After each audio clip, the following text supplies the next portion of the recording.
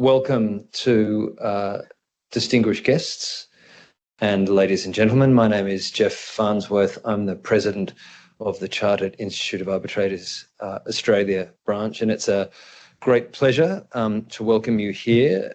Before I do that formally, I'd like to acknowledge the traditional owners of the land on which we meet, the Gadigal people of the Eora Nation, and I offer my support and encouragement to their elders, past, present and emerging.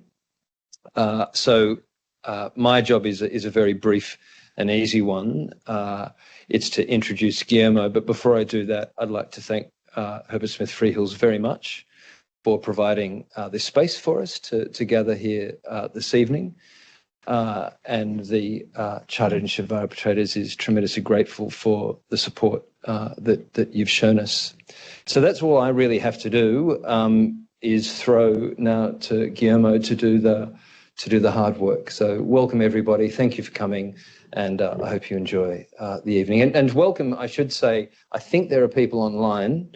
The screens are blank, but I believe there might be some people out there. So welcome to the people who are beaming in from around the planet, wherever you may be. And I'll hand over to Guillermo to do the introductions. Excellent. Thank you.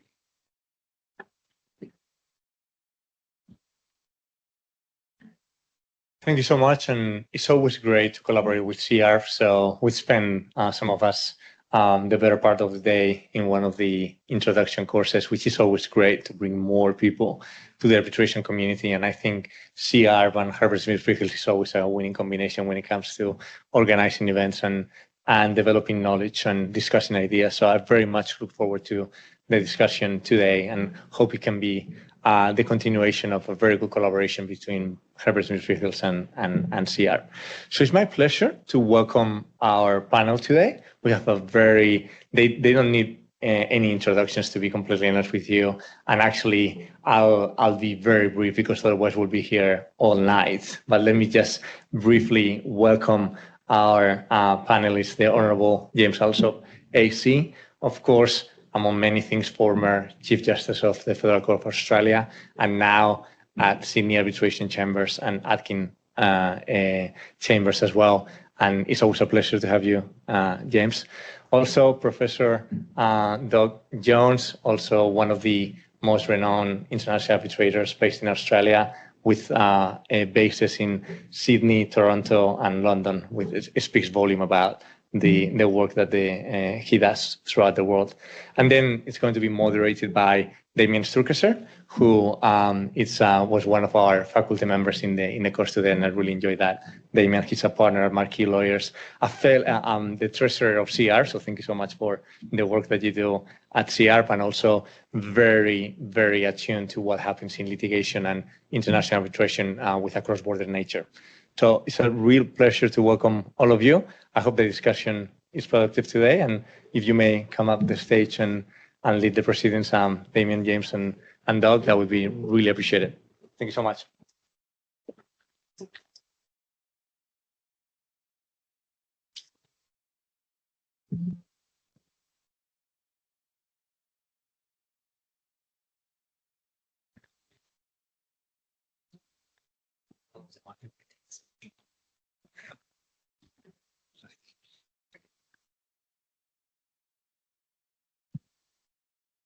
Well, first of all, thanks very much to Herbert Smith Freehills for hosting us earlier today. As Guillermo indicated, we've spent a full day inducting people into the Chartered Institute of Arbitrators via the membership course, which was a fascinating day.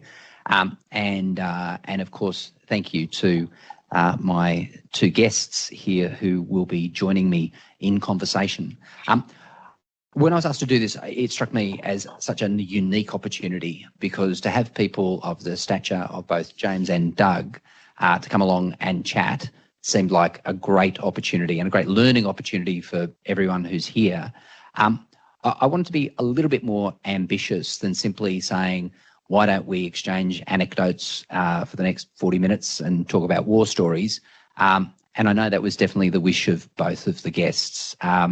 we think that this is a great opportunity when we've got people, and Doug doesn't spend a lot of time on our shores these days, he's all over the world, but to take that opportunity to say, okay, how can we constructively discuss the state of international arbitration, particularly in Australia, and with the benefit of the experience that both of these gentlemen have, how can we build a better mousetrap? So how can we improve what we've got? How can we make Australian arbitration the very much best in class, and to adopt that sort of approach? And so where I wanted to start on that journey, in a sense, was to ask questions of the two of them as to how they came to a decision to become an arbitrator.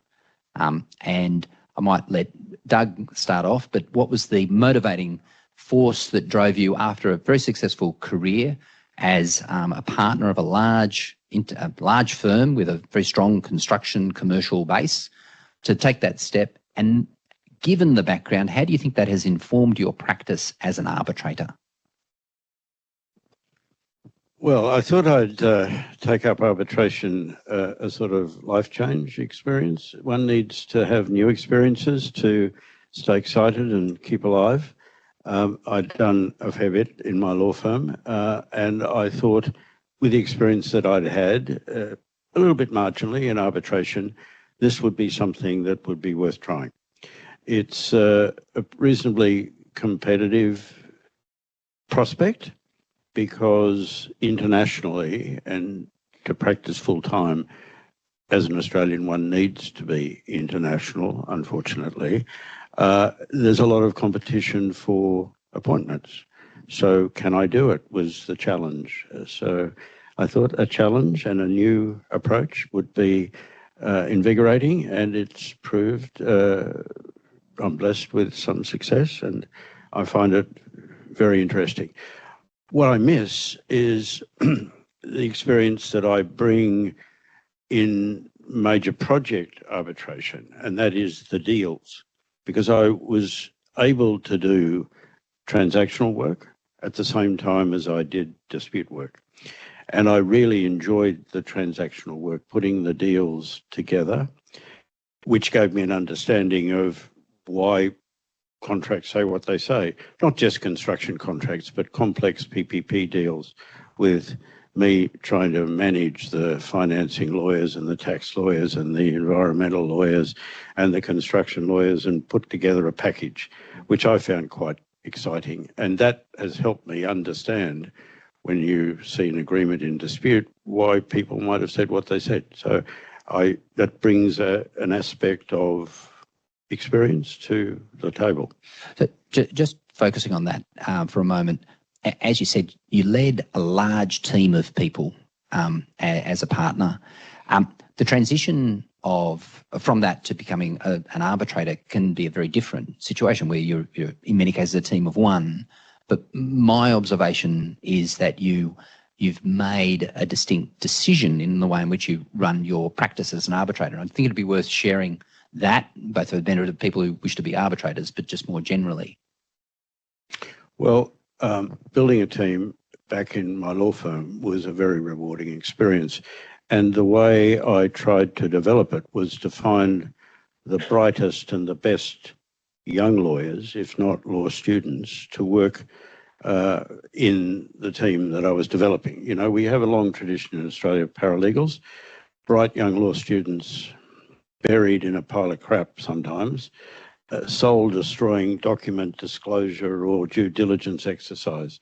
So I try to find the best paralegals and capture them to do what for them would be really interesting work. And over the years, I've been able to mentor people into careers that now are represented on the bench and in various other areas of legal practice. So I thought, well, I need the same support mechanism if I'm going to be doing this other than as a lone wolf. And so I tried to maintain that process. My two tribunal secretaries are here tonight, and they've done in their first graduate year, they do a round as tribunal secretaries. But before that, and both of them I think been with me for 4 years or so, they work part-time. they help with research and papers and other things, and they get to know how they do it. And then they keep me up to the mark as an arbitrator. Every week they tell me what I got to do for the following week. They don't forget to do this, don't forget to do that. And it's a support mechanism which I think a full-time arbitrator can't do without, to be honest. A lot of people try, but you see things happening that don't happen. And do you see the benefit in having a team? How does that correlate to improving your practice as an arbitrator? Well, I'm better organised. They keep me up to the mark, and they do a lot of research and organisation that I couldn't possibly do myself. I am not very good at typing, for instance, so I've always been a dictator. And in that sense, well, some say otherwise, but and that helps. I mean, if I'm doing an award, I like to work with my students, sit them down, they type really well, I talk, and things develop. It's very good, very good. Turning to you, James, you've obviously, you came to your practice as an arbitrator from a deep background in the judiciary, where you rose to the level of being Chief Judge of the Federal Court.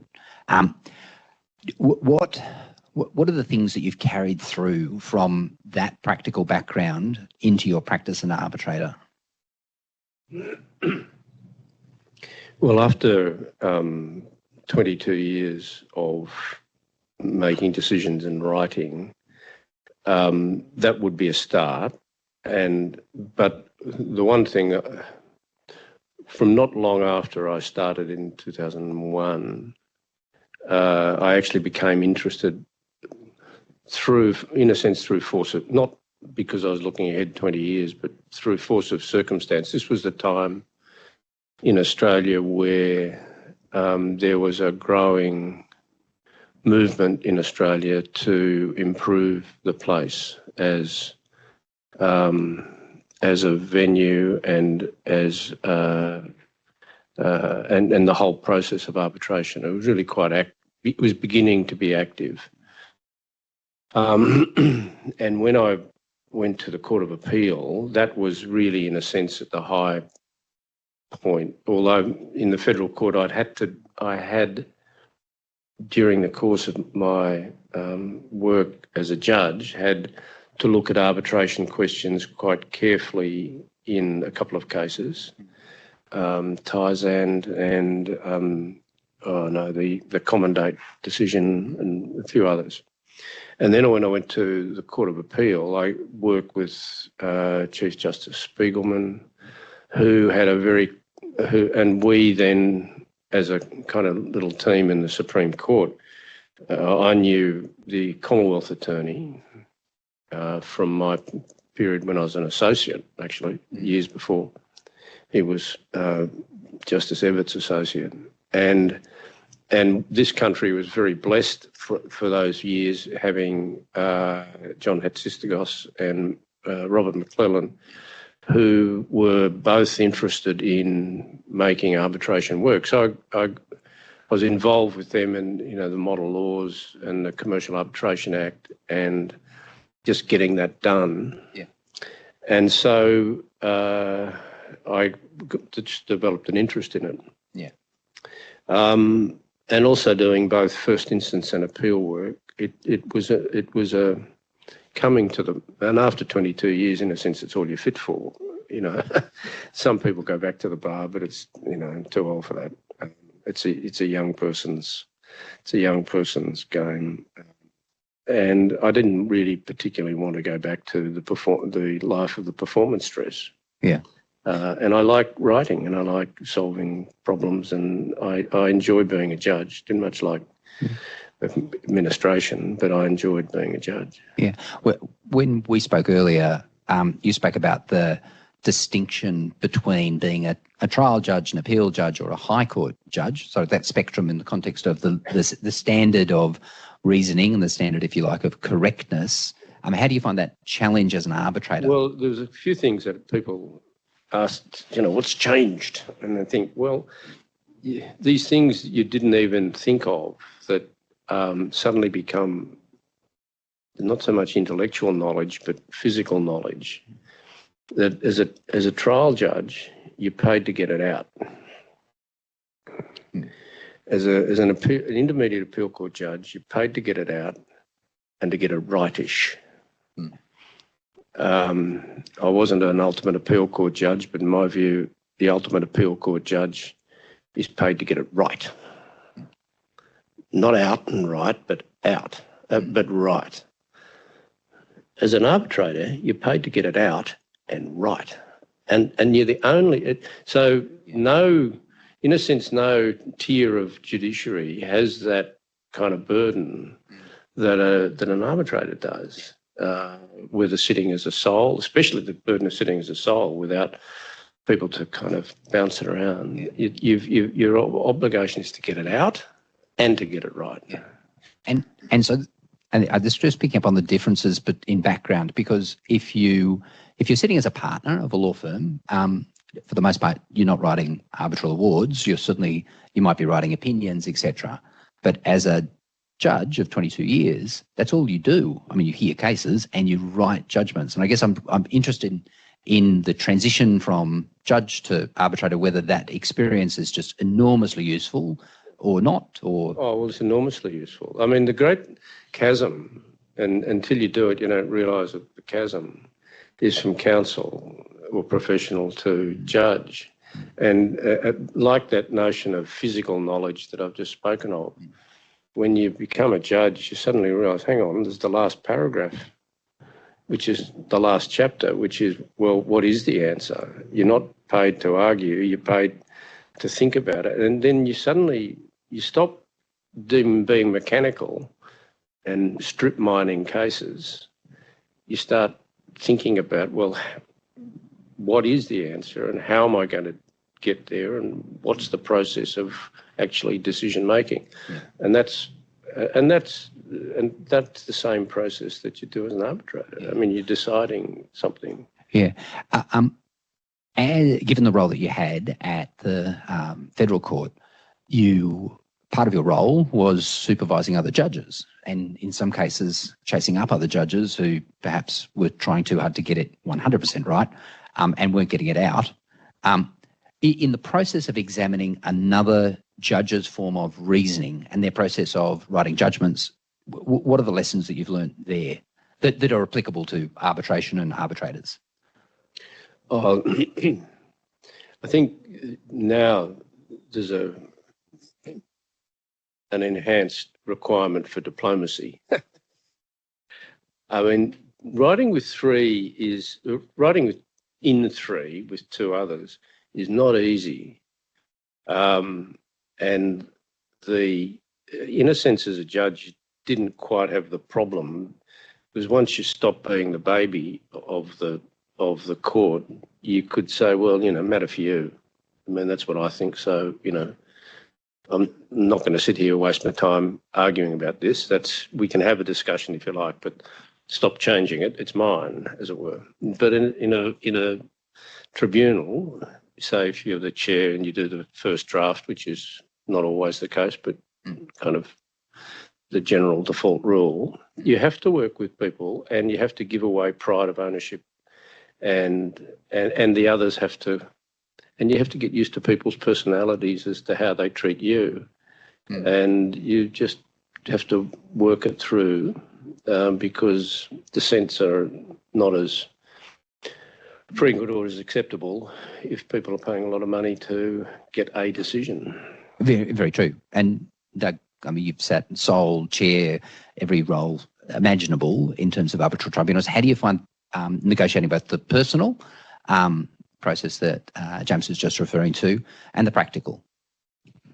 Well, retired judges are usually a problem for the very reason that James has indicated. An arbitral process working well commercially is a great collegiate experience because three minds are always better than one. and you can find solutions or ways of thinking about things where, with good faith, three people try and work together to produce an outcome. That is sometimes derailed by the approach learnt on the bench of, well, that's my view. And that is sometimes derails the collegiate value of the process of three arbitrators. Sometimes there are, unfortunately, the case, but rare in my experience, arbitrators who are committed to a particular view which happens to coincide with who appointed them. And that's unfortunate. And sometimes that is the case with retired judges. And when that happens, you find things get a bit tricky. But by and large, I find that process of commercial arbitration so enjoyable when you have goodwill and real capacity and experience within the group, and that is very valuable. It's not the same with ISDS, sadly, where my experience has been that there are commitments to particular points of view by people of high intelligence who seek repeat appointments by categories of parties. Yes. So being a chair in an ISDS case is a lonely experience, in my experience, normally. I feel like James has a right of reply. Yeah, I mean, you shouldn't misunderstand me from what I earlier said. The question of judicial independence is taken seriously by people individually as well as in a group, and that's the tendency for, along with the reality that if it come from an intermediate court of appeal, they'd probably come from a workhouse. You know, as Jim Spiegelman said to me once, try and be too elegant. It's hard to be elegant drinking out of a fire hose kind of thing. And most intermediate courts of appeal are like that. And so you get your work done, you distribute it, and someone starts coming along and wanting to change. You know, you're splitting infinitives and you're doing this, and your grammar's punctuation's corrected, and people get a bit snappy. And it's just a different process because it's three people solving it with no appeal. And the thing about this is, well, you know, someone will correct us if ultimate, and you don't have that. And it's partly a function of what I first spoke about, that you're there to get it out, but also get it right. Yeah. And you have to work with people a lot. And the first one I did, you know, last year was, you know, after a little bit of kind of irritation about the way my prose was being dealt with, I thought, well, that's all right. It's his too. Yeah. Because it's going to be a joint award. Yeah, it's his too. He's perfectly entitled to do this. Yeah. And it was fine, and inevitably it improved it enormously. Yeah. So taking both of your backgrounds and trying to stand to one side of that, if you had to build me a perfect arbitrator, and in particular a career path, and bearing in mind there are young people here who one day might want to be arbitrators, if you're building me a career path that ends up with the perfect arbitrator, what does that look like for you, Doug? That's a very difficult question to answer. There is so much going on in the international arbitral community about diversity, experience, age, in a whole variety of ways that it is difficult to step out of one's own personal journey to say that. But I think it's critical that if someone wants to be an arbitrator who has not had decision-making experience as a third-party neutral, they need to be able to carry the respect of the counsel and the clients in the process that they're undertaking. And part of that comes with judgment, experience, and what their actual life experience professionally has been to that point. But I think to parachute in someone without any capacity to earn that respect is a difficult process. The respect is necessary, I think, because the huge difference I've found about now being a judge as well as a arbitrator is that as an arbitrator you have no power, really. You are in a mediation process so far as procedure is concerned. You decide the dispute, but you mediate the process. And to mediate a process that works requires levels of respect for judgment and ideas that need to be sold, I think. Yeah. It's when you're a judge, as I've found, you can tell people what to do. It's an extraordinary experience. Yeah. They often do it. Yeah, they often do it. So it's been a sort of reverse engineering experience for me in Singapore, where they do what you tell them.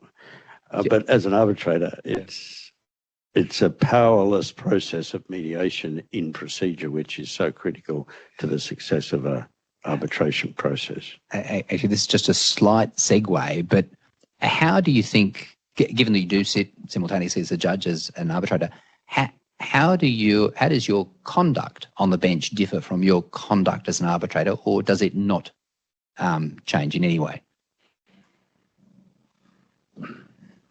Well, you're at a different level physically. I think there is, James would be much better at answering this than me. I think there is a level of process that is involved in the exercise of judicial power of the state, where you do need to behave in a manner consistent with the process which you're part of. Whereas if you're an arbitrator, it is very important to be able to communicate with the parties and with counsel in a way which is far less precious, probably putting it too highly, but I do think that there is a difference. And one of the things that I really enjoy about arbitration is where you have an opportunity in the breaks to actually talk to people, talk to the clients, talk to counsel. The high watermark of that is in Indian arbitration. Yes. Where you have a communal lunch. Everyone talks to everyone. You get a chance to talk to those poor young kids that have had no sleep. You get a chance to talk to the clients, and everyone accepts it because you're all together. And it's an entirely different process to sitting on the bench. Yeah. How about you, James? Even if you're not simultaneously sitting as a judge and arbitrator now, how has the way in which you're dealing with parties changed? Oh, look, I think Doug expressed it, if I may say so, very well.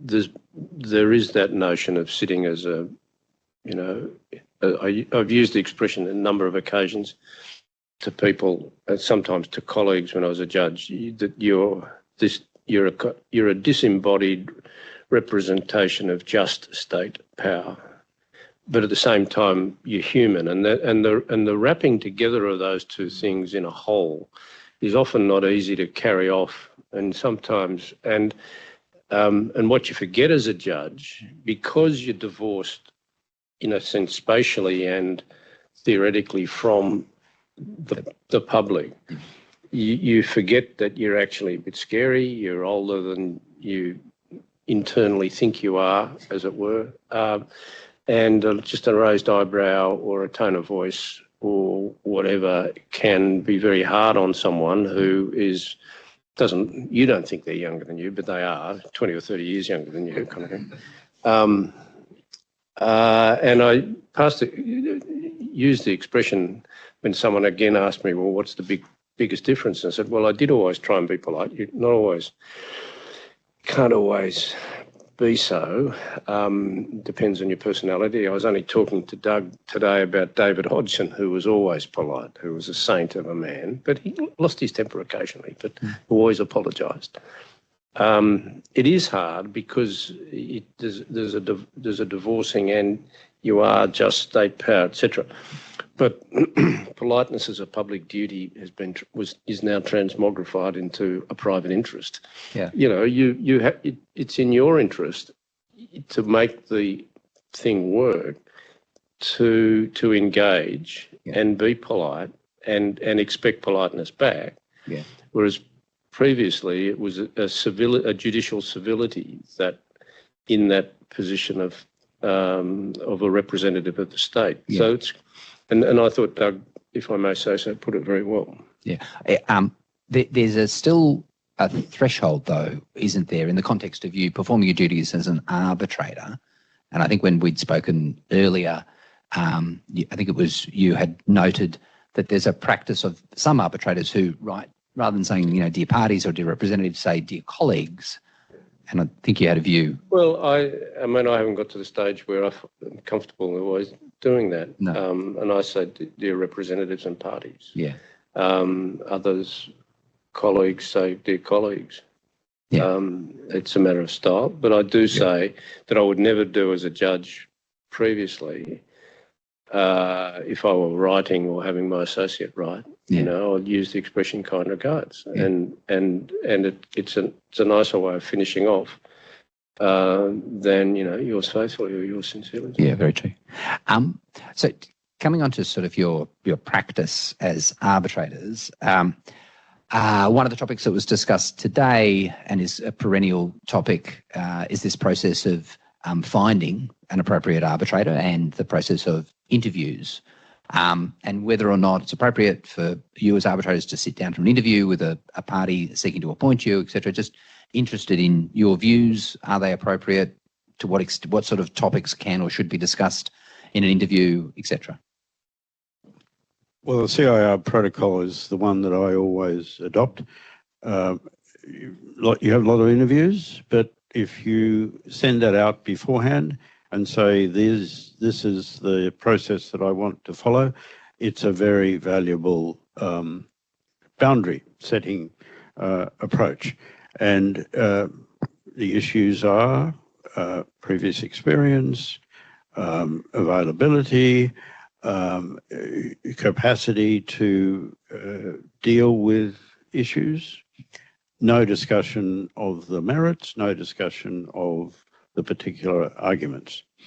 And that, and there is also necessary to discuss how, if you're being interviewed for a party appointment, which is almost always the case in my experience, how do you deal with the choice of a chair?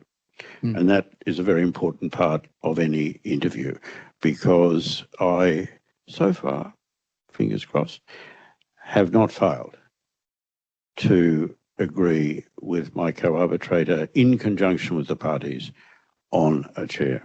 You never want the lottery of institutional appointment. So that is an important thing to discuss, but I'm not afraid of interviews. I've never done one face-to-face. It's always been telephone or now after COVID, video.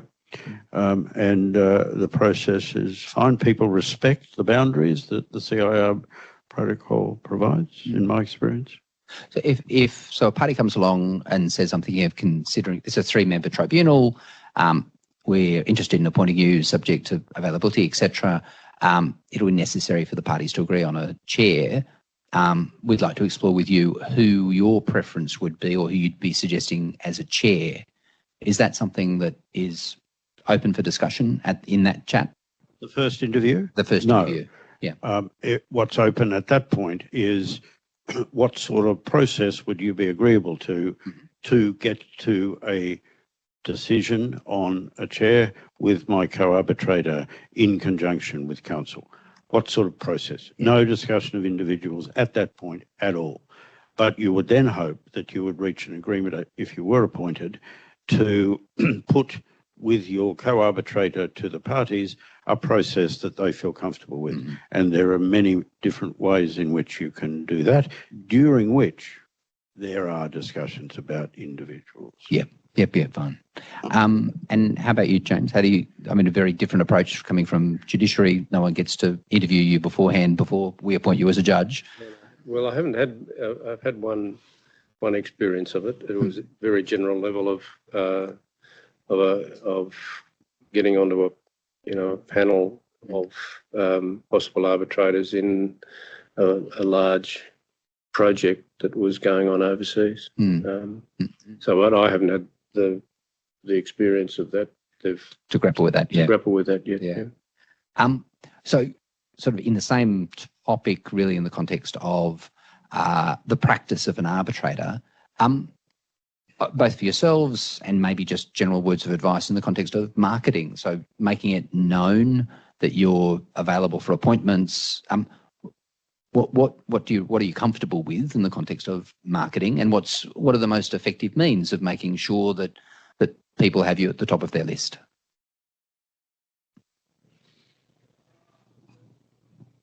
I'd like to think that you're as good as your last case, in the sense that judgments would be made on the basis of your prior performance.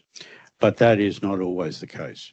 Although the greatest compliment, in my view, is to be asked whether you would accept an appointment by a law firm against whom you've made an adverse decision.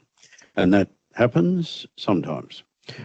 Sadly, in the arbitration world, the process by which people are identified and decided upon as potential arbitral candidates is less than scientific, I suspect. And human nature being what it is, I think very much top of mind influences the thought processes. Although in big law firms, I'm sure there is a very much a consultative process, but the names have to pop up, and those names come top of mind in many instances. So one needs to be seen, I think, so that people can put a name to a face and see how people look and behave. But that process is one that needs to be continuing, I think. It is interesting because obviously as a solicitor who in many cases is deciding whether to put someone forward as an arbitrator, on the one hand, I agree with you. There's a top of mind element. Who have you heard? Who have you seen? Who are other people talking about? So that definitely occurs. And being seen is also very important. So that role of conferences and papers, etc., is really important. And certainly not by reference to anyone sitting up here, but it can operate against you because there are people whose reputation I have looked at and gone, oh, they could be a potential appointment. But then I have seen them speak at a conference and I've subsequently decided that wouldn't be such a great idea. And so it can work against you as well. Sometimes being anonymous may not be so bad. But in terms of marketing, again, James, what do you feel is both appropriate? What are you comfortable with, etc.? Well, I have my clerks and advisors, one of whom's in the room, and what's been interesting for me. I mean, if you want to practice in not just domestically, as if you want to be, as Doug said, you want to do this, as it were, full time, then you need an international focus as well as, and you need help with that. Yeah. And my course has been to get a door tenancy in London and a very excellent clerks in Rod Noble and David Barnes, who have wide experience.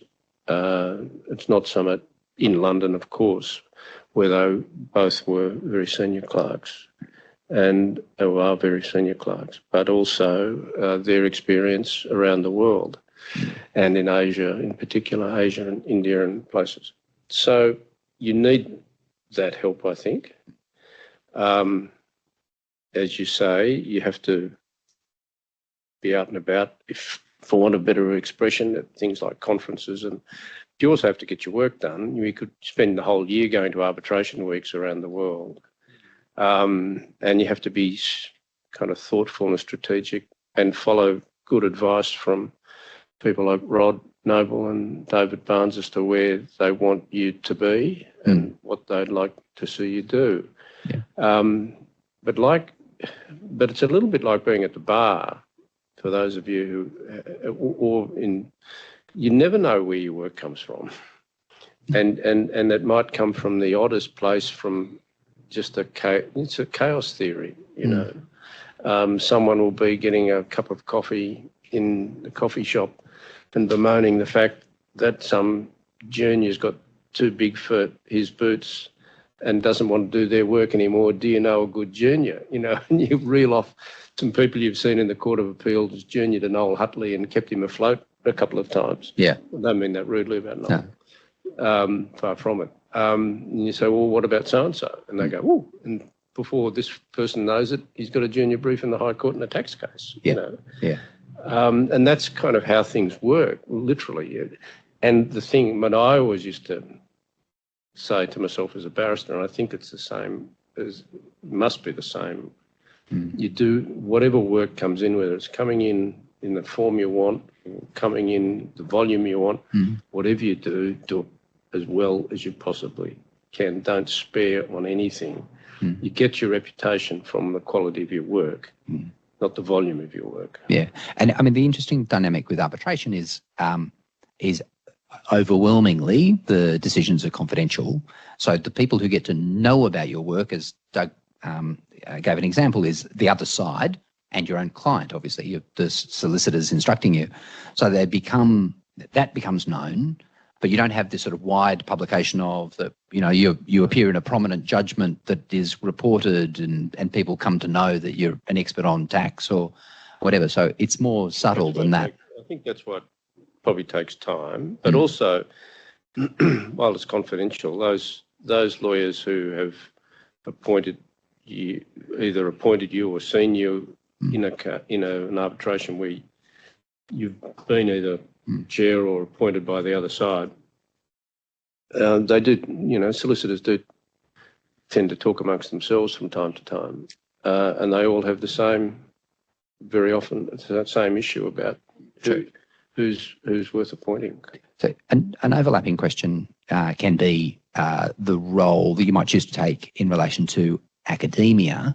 And I know Doug, as a long-time academic and participant in running of courses, both Chartered Institute, but also more generally with universities, how important do you think that is, not just from a marketing perspective, from point of view of running your career, both as an arbitrator or an arbitration practitioner?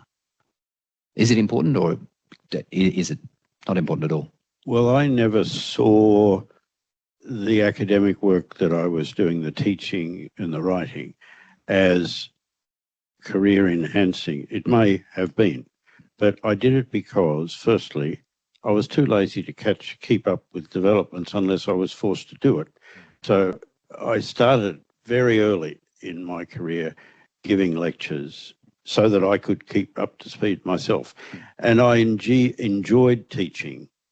In Australia, we had a real need for academic development of construction law. So I was really privileged to be part of the development of the Melbourne Law Master's course in construction, to which I committed myself for a long period of time with a number of my colleagues. And that was a very interesting process. The Ciarb teaching I found particularly rewarding, particularly the diploma at Oxford. And it was a fascinating way of meeting some really interesting people and sharing ideas, developing new ideas. I think it's critical to do that myself, and I enjoyed it immensely. I didn't do it with a view to developing an arbitration career, but it may have helped because you develop views and so on. I've written a lot, and I don't really. If I like tilting at windmills, and sometimes getting the lance into them, where there are procedural issues that need reform, and I'm very keen to try and promote that within my work as an arbitrator, because the majority of your work is procedural.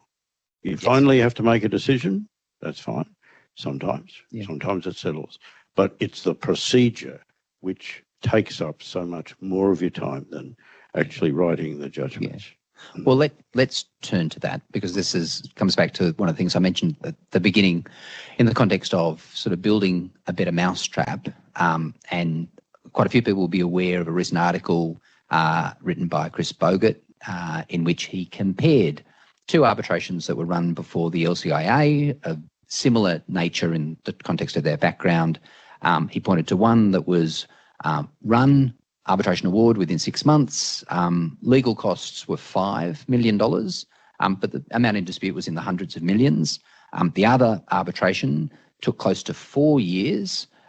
Legal costs were double that, about $9 million.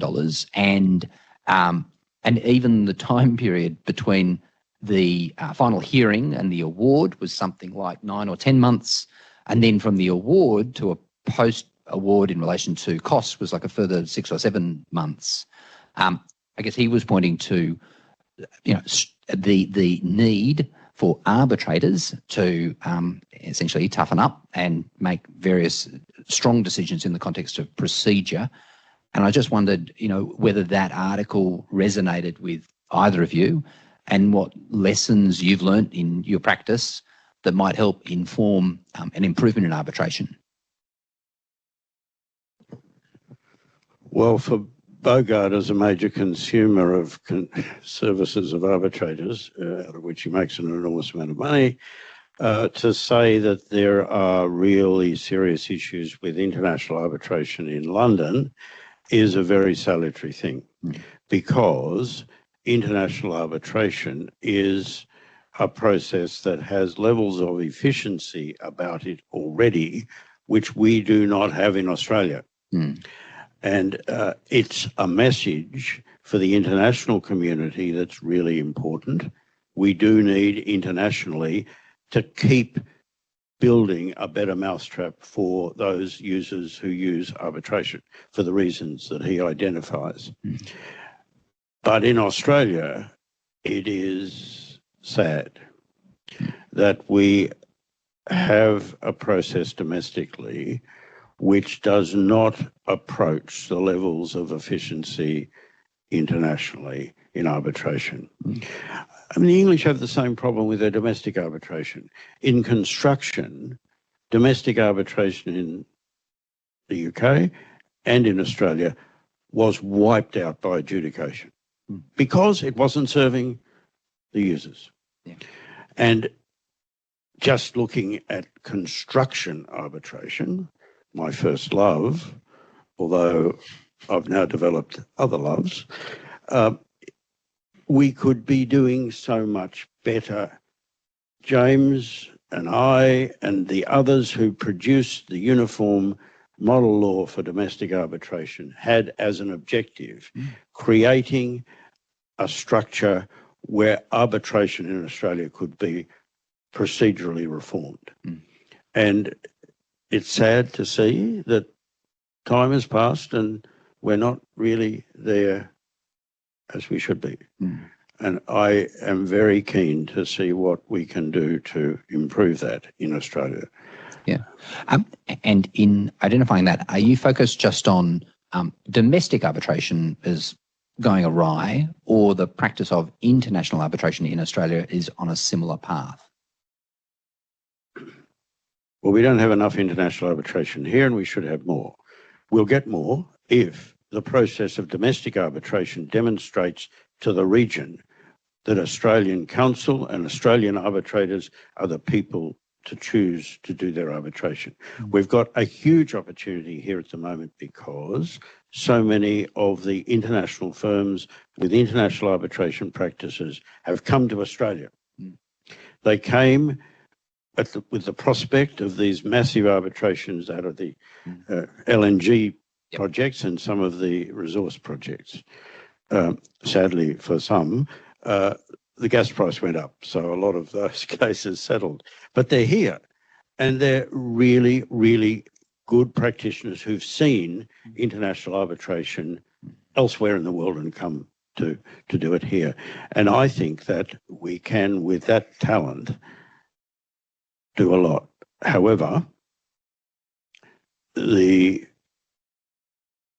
divided profession is not as positive a development, I think, than a fused profession. Some of the advocacy within the Australian international arbitration practices is done in-house, but a lot of it is done by the bar. And the bar does not see international arbitration as something they really need to chase, because the really good advocates are making enough money as it is with whatever's happening here, and they're not committing, as the English bar is, for instance, from the chambers of which James and I are members, to chasing the work in the region and bringing it back to Australia. And is it a step further than simply chasing the work, but adapting the manner in which you perform the work? Absolutely. Absolutely. The processes that I grew up with in New South Wales, created by Andrew Rogers, have fallen off the pace a bit in New South Wales, in my view. And I think that there could be infused into the top advocates at the New South Wales and Victorian Bar an acceptance of the way in which arbitration can be really efficiently conducted as it is in some of the examples. Bogart gave one, it gave a bad one as well. Yeah. But the challenge for us is to understand what we can do better here domestically in order To build Australia as a place for arbitration. Yeah. So if you could wave a magic wand in the context of some of the issues you've just identified, would you say I'm encouraging more in-house, so solicitors to advocate their own cases rather than using counsel? Or is it a change in the approach that counsel adopt? Well, I think we have at the bar, certainly in Sydney, some great advocates. And those that I've seen internationally who've adjusted to the international arbitration scene can do really well. But there's not enough of them understanding what they can offer in the change of advocacy style that's critical to make international arbitration work. If we don't do it domestically, where are you going to practice doing it well? That's right, yeah. You sort of baby steps. So start with the domestic arbitration, get it right. And I say baby steps in the sense that many of the domestic arbitrations are worth billions, like hundreds of millions of dollars. So they're not small cases, but at least some of the issues, the complexity of foreign law, etc., often isn't present. So yeah, you can do that. Some further final questions, James. In the context of the judiciary's approach to arbitration, I guess what are your reflections here in Australia as to Australia as a place to take your award and have it enforced, or to have your arbitration agreement respected and upheld? Well, there's been a huge change in the last 20 to 30 years. And by and large, and I'd be interested in the views of others in the room, but by and large, the standard of enforcement in the superior courts is excellent. There's been this federal issue about whether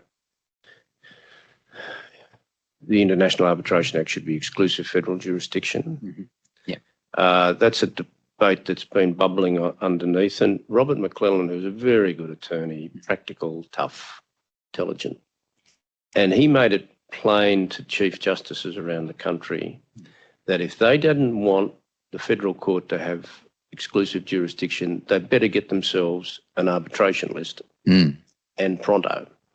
And that's when I was the President of the Court of Appeal. And when I was President of the Court of Appeal, I had an institutional view, but also a personal view, that it wouldn't be an entirely good idea to have Section 7 applications and enforcement and recognition applications and setting aside applications exclusive jurisdiction, because they pop up in bigger, someone files in the Supreme Court and then the respondent or defendant says, well, hang on, there's an arbitration clause. You don't have it running off to a second court. Yep. And you don't also want to necessarily, it sounds like a good idea if so quickly, concentrate all the talent in one place, because courts change. You know, they change with Chief Justices, they change with appointments, they change for all sorts of reasons. And suddenly the court isn't the commercial court that it was 2 years ago because things have changed. Someone's moved on, there's no more maritime judges, or not that that's the case in the federal court. Angus Stewart and Sarah Derrington are all still there. But courts do change in their complexion and character.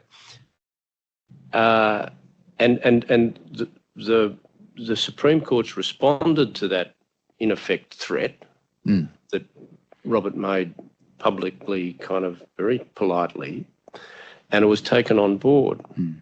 And meanwhile, and when I got to the federal court and I said, right, there's an arbitration list here, Colvin's doing the West and someone else is doing the East, and if it goes to a real case, it's going to take a week or two, we'll put it into the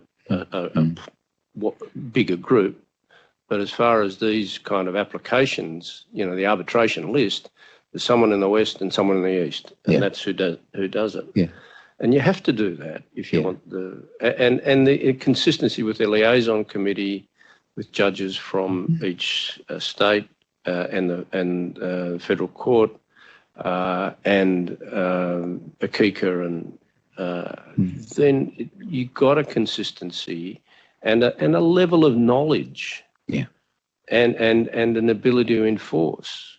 You know? And I think you build and you're building a relationship with the profession, and the profession's deepened. It's not just the judges.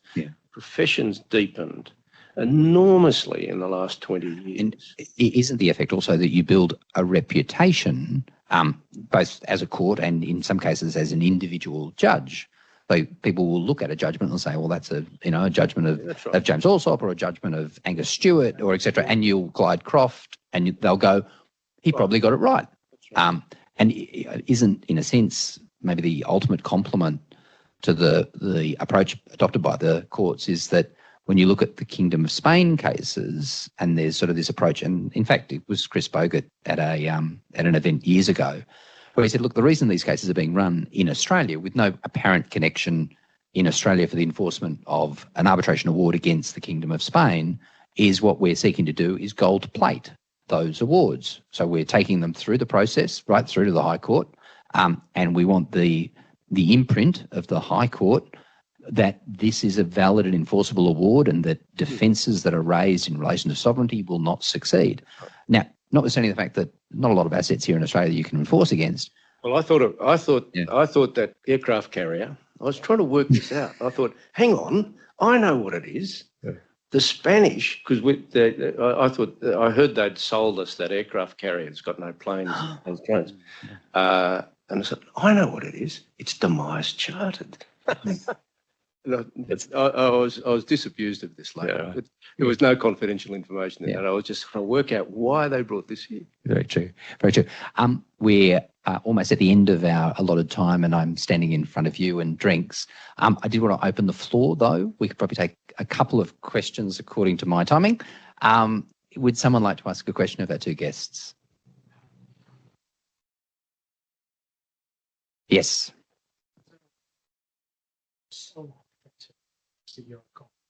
Do you want to, I think we've got a microphone. It's probably more for the benefit of people at home.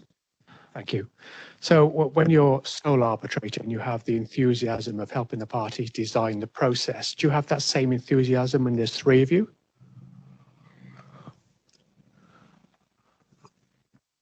You should. It's sometimes an enthusiasm one needs to imbue in the other members of the tribunal. It can be a bit tricky. More often in London than anywhere else, where you've got some people who maybe have come off the bench and spent a life doing it a certain way and think that's the way to do it. It is more of a challenge, but can be achieved. Any other questions? If not, then it falls to me to ask the room to express their thanks in the usual way to both Doug and James for the very generous time they've spent with us tonight.